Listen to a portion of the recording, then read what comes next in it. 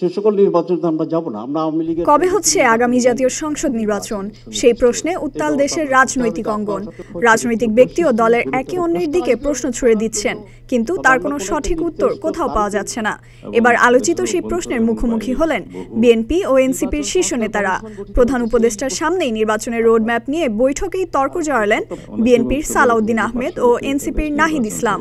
ওরা নির্বাচন চায় না বলে কি আমরা অনির্দিষ্টকাল নির্বাচন চাইবো না? তারা কেন নির্বাচন চায় সেটা তারা জানে। তারা বলছে তারা ইনক্লুসিভ নির্বাচন চাই। নির্বাচন কবে হবে, যেদিনই হোক না কেন, এটা একটা রাজনৈতিক সিদ্ধান্ত। রাজনৈতিক দলগুলো এবং সরকারকে এই সিদ্ধান্ত নিতে হবে, অন্য কেউ এ বিষয়ে কথা বলতে পারবে না। আমরা দেখছি বিদেশি শক্তি বিভিন্ন আমাদের যেই স্বার্থকারী দেশ তারাও নির্বাচনের তারিখ নিয়ে কথা বলছে। তো সেই বিষয়ে আমাদের জাতীয় ঐক্য আসলে আরো সংহত করা উচিত, এবং আমরা যাতে আমাদের দেশের সিদ্ধান্ত আমরা নিজেরা নিতে পারি সেই ধরনের আমাদের পরিবেশ তৈরি করা উচিত। মঙ্গলবার বিকেলে অন্তর্বর্তী সরকারের প্রধান উপদেষ্টা অধ্যাপক মোহাম্মদ ইউনূসের সভাপতিত্বে জাতীয় ঐকমত্য কমিশনের বৈঠকে এই ঘটনা ঘটে। সূত্র জানায়, বৈঠকে বিএনপির সালাউদ্দিন আহমেদ বলেন, 31 ডিসেম্বরের পর আর কোনো নির্বাচন নয়, তার কোনো প্রয়োজনও নেই। আমাদেরকে প্রতিপক্ষ ভাববেন না। পুরো উপদেষ্টা মণ্ডলীর কর্মকাণ্ডে কোন সময় আমাদের মনে হয়েছে যেন আমরা অপোনেন্ট বা প্রতিপক্ষ, সেটা আমাদেরকে বুঝতে দেবেন না। তার এই বক্তব্যের প্রতিক্রিয়ায় এনসিপির আহ্বায়ক নাহিদ ইসলাম মন্তব্য করেন, কিছু দল ভারতের সুরে নির্বাচনের কথা বলছে। ওই মন্তব্যে ক্ষুব্ধ হয়ে সালাউদ্দিন পাল্টা বলেন, ডিসেম্বরে নির্বাচন চাইলে ভারতপন্থী, আর দেরিতে চাইলে কি তবে চীনপন্থী বা যুক্তরাষ্ট্রপন্থী? এ নিয়েই দুজনের মধ্যে বাক বিতণ্ডা শুরু হয়। তবে উপস্থিত নেতারা পরে পরিস্থিতি নিয়ন্ত্রণে আনেন। আপনারা তো কাউকে এক্সক্লুড করেই দিয়েছেন, সুতরাং বোঝাই যায় তারা কে কি বলছে। কিন্তু যদি ইউরোপ আমেরিকা নির্বাচন চায় তখন তো আপনারা কিছু বলেন না, এবং দেশের অভ্যন্তরে এবং বাইরে বহু বিবৃতি আছে নির্বাচনে চাওয়ার ব্যাপারে।